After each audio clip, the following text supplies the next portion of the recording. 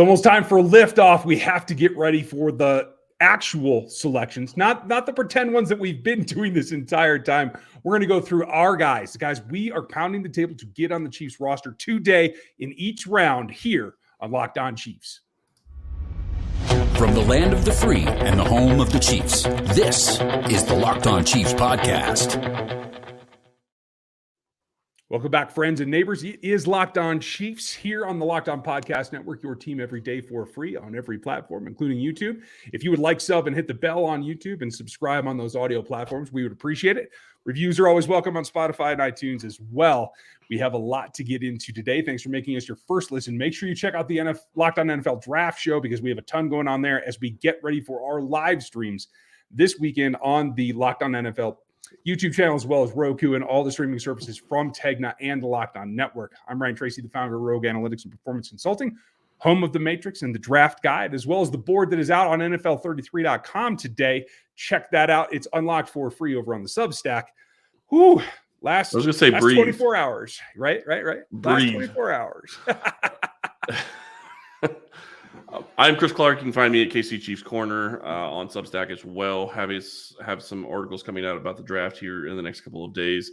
Going to be getting into more analytics and statistics, especially when it comes to the Chiefs draft picks and where they're going to be going. Have a giveaway going on right now at Chiefs Corner. If you go follow the account, you can see what is going on there. You can possibly win a free Chiefs jersey. So go check that out. Not included in that? What's going on? Yeah, no, you're not included in that, sir. All right, fine. Nice try, but no, you're not. Hey, all right. Check out the giveaway, folks, at Chiefs Corner. You want to get in on that. It's that special time of year right now as we add not only players to this roster, but fans to the roster, and you might as well get on and get yourself a jersey, too. There's a lot going on.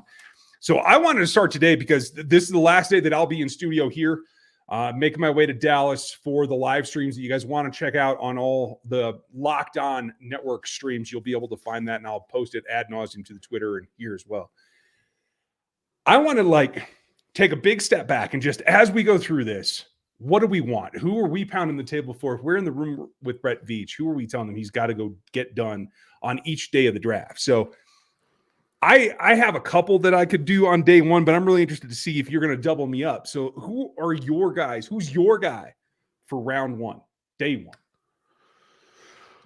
Unless they trade up, I don't think they're getting Jameson Williams, and that's still who my guy is. I will sit here and I will tell you, I think that they could trade pretty much almost everything they got for Tyreek Hill and get Jameson Williams, and I would be okay with that because a lot younger player and getting the value there and getting a guy that could be, I think, a superstar in this league with Andy Reid. Yeah, he very well could be. It is the question of cost, right? And if you trade everything you got for Tyreek Hill, are you comfortable with the projection based on the injury and knowing that yes, he's making progress, but he's not quite back? Right, and there's a video that came out that shows that he's making progress. The question is does the team know? And I guarantee you the team knows whether or not they feel like that injury he's going to be able to play this year. He's going to be effective this year.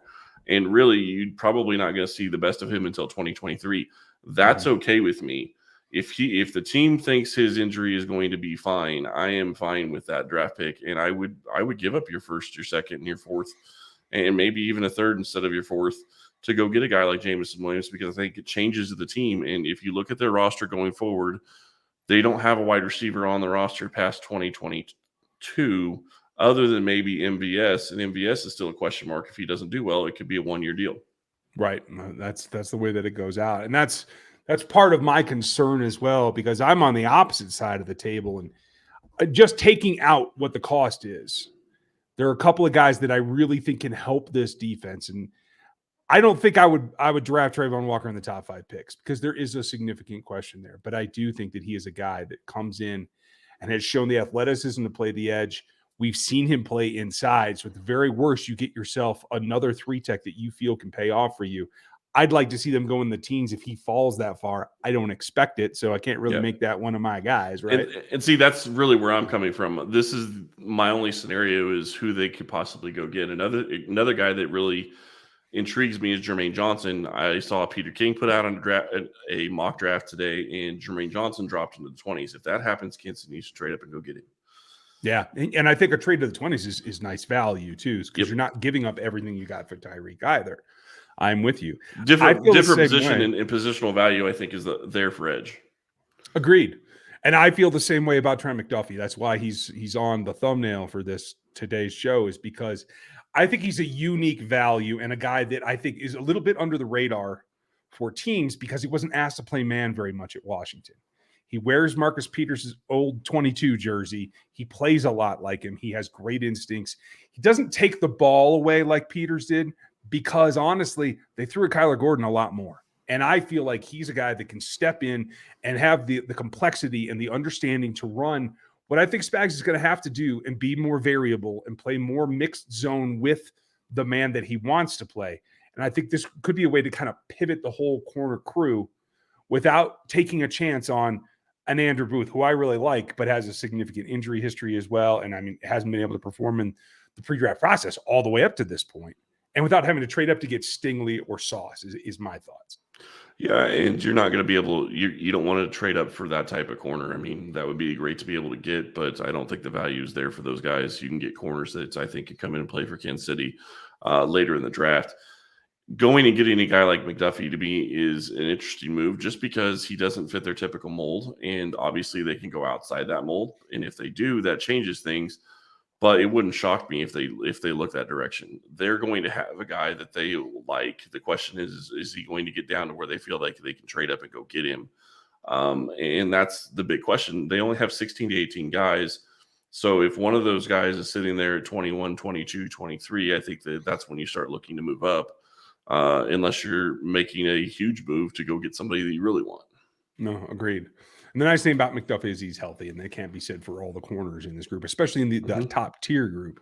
If he wanted to get healthy, I have a way that he could do that. You can go check out Athletic Greens and their AG1 product because it helps you with all kinds of stuff, whether it's your digestive system, your immune system, just the daily vitamins that you need. There's over 75 high-quality vitamins, minerals, superfoods, probiotics, and adaptogens in one little scoop of powder. You put in one cold cup of water, shake it up, and you're good to go.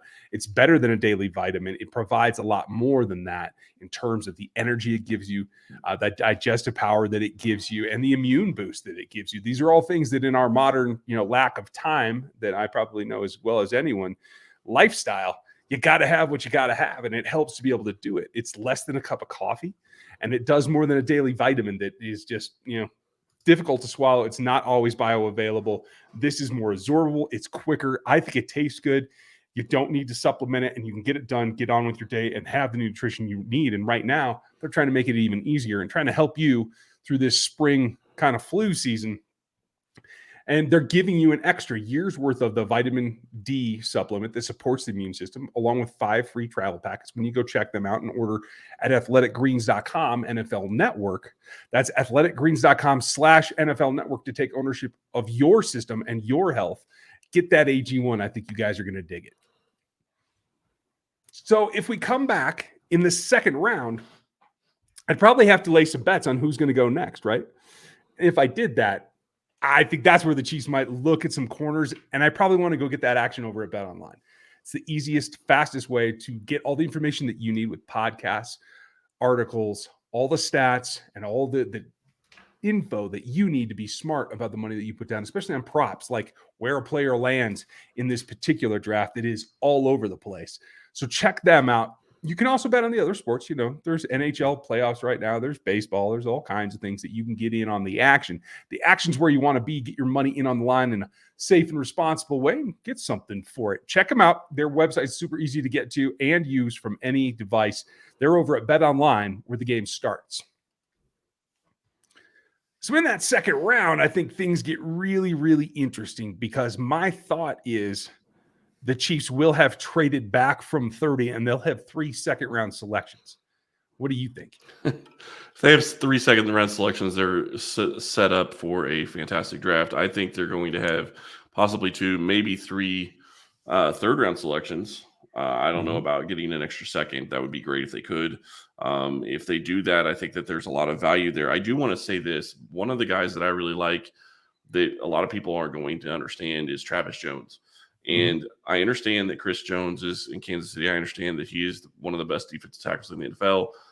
But if you end up going wide receiver and corner in your first 2 picks, and there isn't an edge that you like at wherever you're picking in the second round, I like Travis Jones if he's still sitting there, even at 50. I think he is great value, and he gives you that interior pass rush that you need. And that's going to help any edge guy that you get later. Agreed. And I think that's if you can't get edge because maybe you don't have the grades on them that allow you to pick them at or 29 scheme or fit. 30. I mean, there's lots of guys that aren't scheme fit for this team. There are. And some guys that are have some serious question marks, like a Jabba who just blew out his Achilles. Like he'd be a good fit, but I don't know that that's what they're looking for. And he's not like the power player to set the edge. He's still coming along that way. I'm not a big Karlaftis guy. He's a linear athlete, but I do like Cam Thomas. Maybe the Chiefs don't. And so maybe they're out of options by the time the 4th edge goes off in the mid-first.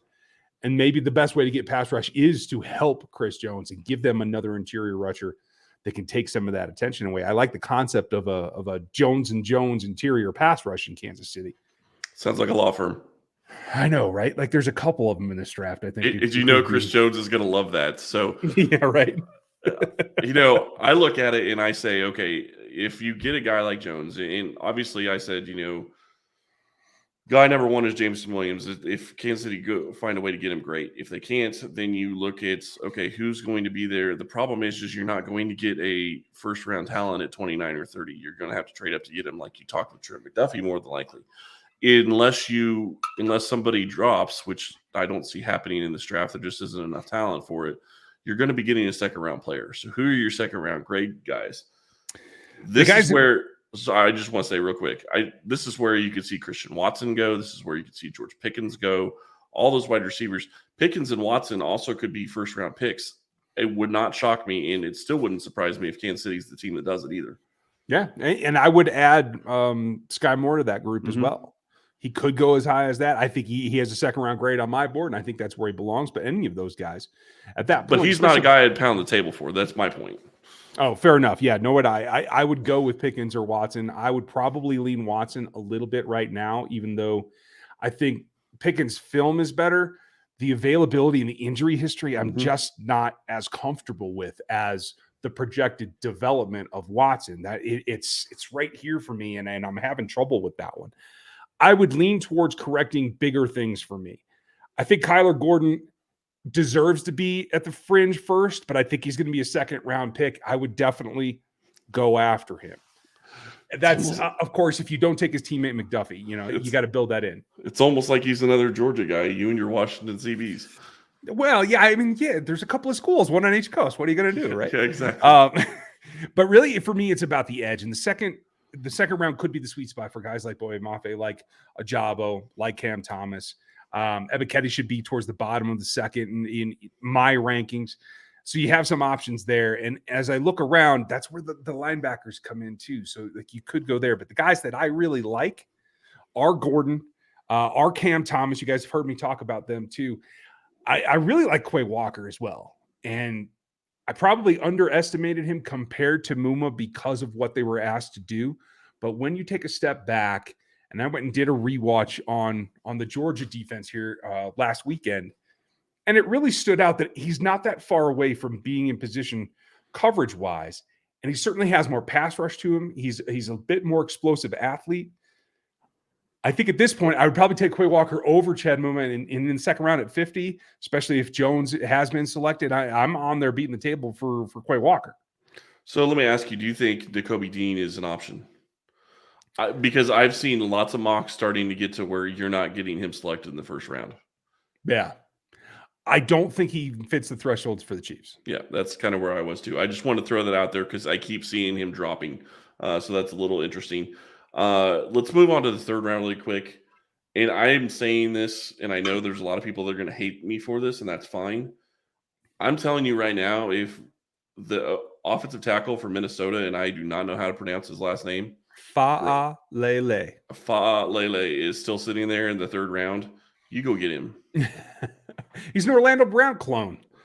He's long, he's strong, he's angry. He just doesn't move his feet that well. Yeah, well, I think Kansas City's in. I think Andy Heck can do something with that, and I think that they're going to need somebody in that position. I wouldn't take him in the second because I think he's going to be a little bit of a project. Mm-hmm. But he gives you depth that you don't absolutely have. And I think he is a guy that could step in and start day one at right tackle if he had to. He has size and he has ability that you can't teach. Sorry. No, you're right. I would be a little concerned about that, but you're right. He didn't even play high school until a couple of years, or football until a few years ago. Yep. So like, there's so much upside there. I agree with you. I have him in the third round as well. I think he's a good value there. And I do kind of jive with the notion that the Chiefs staff may like, hey, bookend him because he is very much like Orlando. Could he blossom? Orlando was a fourth round pick, I believe. So could he blossom the way that Orlando Brown did? It's certainly worth an effort there in the third, knowing that you have 2 picks. And by the time all the trades are done, if the Chiefs do trade out of 30, they could have a third round pick. And then I think that makes it just that much easier to take. I will say as well, though, this is the area for wide receivers for me. If you decide not to, or you don't get the guy that you want in the second, there's all kinds of guys in the third that I think are there for the taking. Khalil Shakir, Alec Pierce is on my board in that range.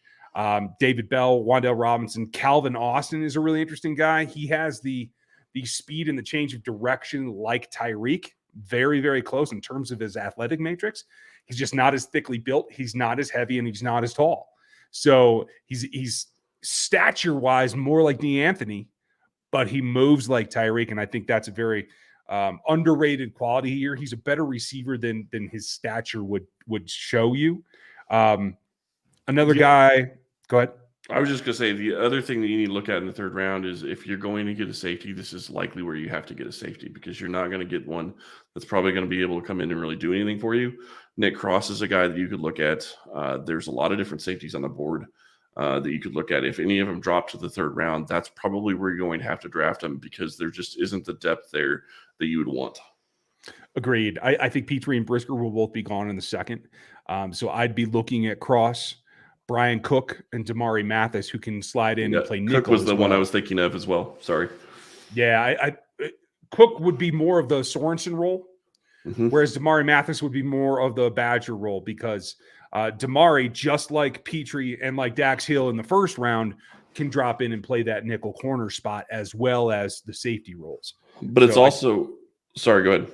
I say so just keep him in that mind in terms of that genre as the draft goes on. Yeah, and I'm just looking at different parts that can fit into this Chiefs defense and different parts that they can plug and play and use in different ways. And when I'm speaking about parts, let me tell you about our friends over at RockAuto.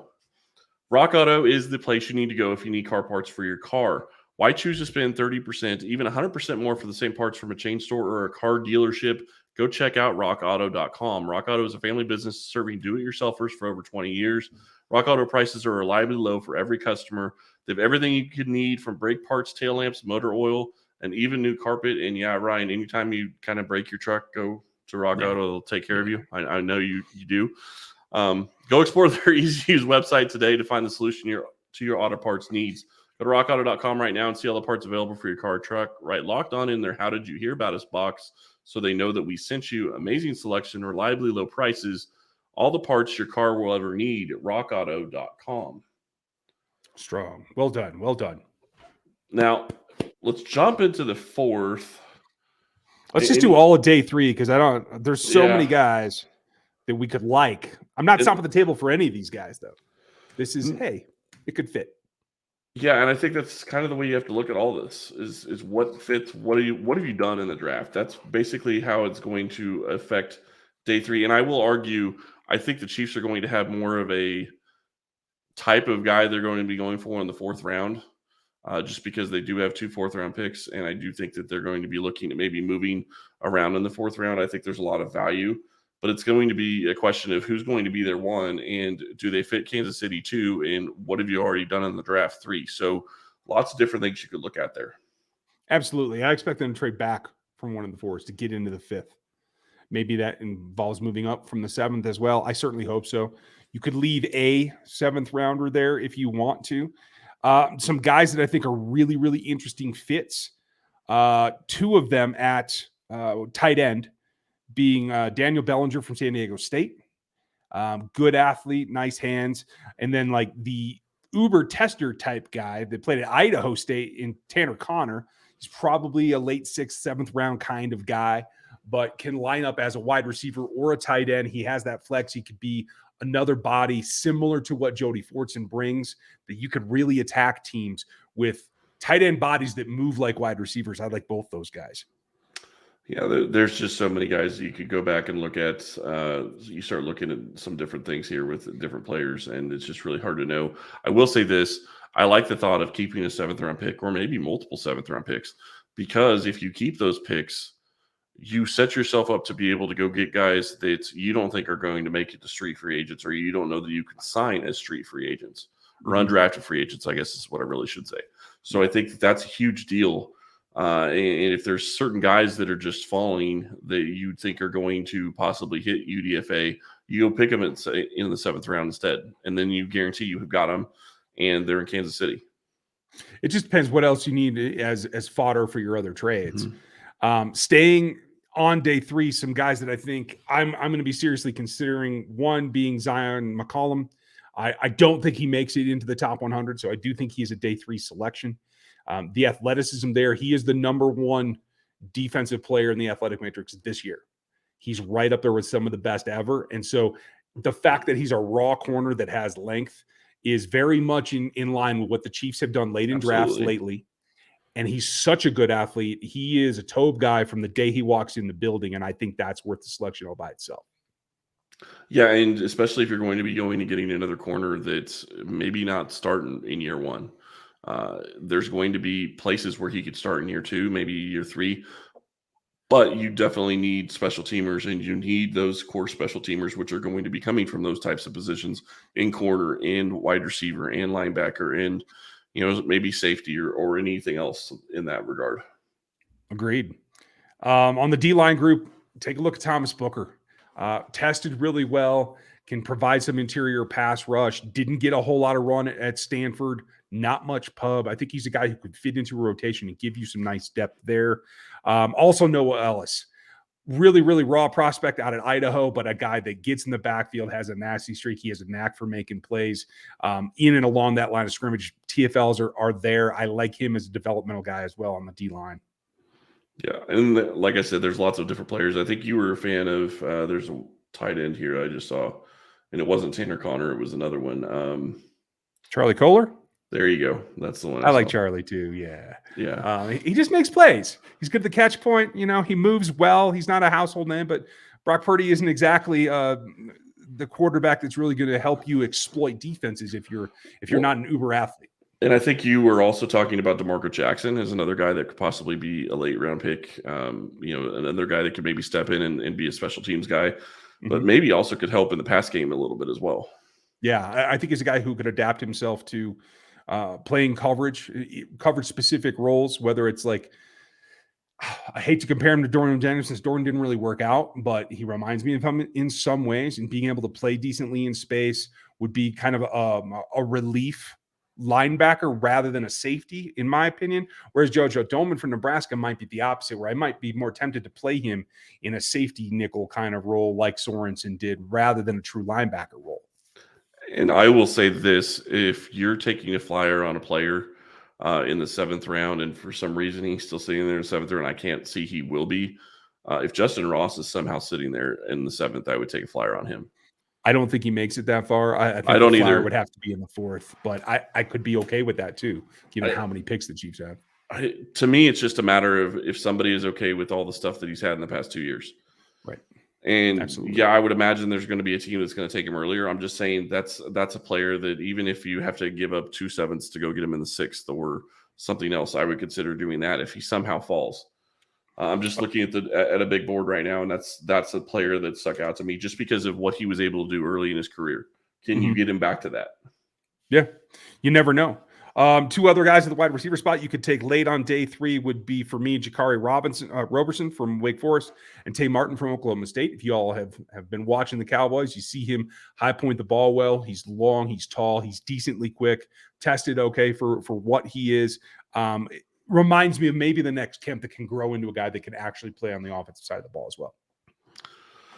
That's all I've got. You're the guy that's got all these draft picks going to the later rounds. Is there any other gems that you want to throw out there? If they move around, or if they maintain those 7s, 3 guys that I would definitely look at very late. I have them all actually as just above the 7th in the late 6th. Damone Clark, who's a starter at LSU for a couple of seasons, has neck fusion, 2 vertebrae being fused this offseason, knocked him all the way down boards and off a lot medically for some teams. He would be worth a 7th there because if he recovers, he's a very dynamic player. He has the length. He can do a lot of things for you. He's a more athletic Reggie Ragland, in my opinion. He can do a lot. And I appreciate that type of player. And the Chiefs have shown the ability to take players with medical questions if their team signs off on them. So it wouldn't shock me. Another would be the quote unquote edge rusher who's only 6 foot tall, but he burns up guys like Trevor Penning at the Senior Bowl. That's Kyron Johnson from your own University of Kansas. Check that out. And then like the Mighty Might. You guys have heard me talk about Jarrett Stearns. He is Mighty Mouse, but he reminds me of Albert Wilson in the way that he plays and things that he can do for you. He does have decent speed, timed in the 4.4s, really, really elusive, and he's built like thicker like Steve Smith was. So I like him. But the guy that goes with him, the other defensive side of the ball, is Kakala Kaniho, the Polynesian warrior who played for Boise State, who played in a very specific role in a Tyrann Mathieu kind of thing from robber down to nickel, and he blitzed a ton, and he got home a ton. If you're looking for that blitz aspect, I think he could be a guy that plays teams, comes in specialty packages, and you can just throw him around.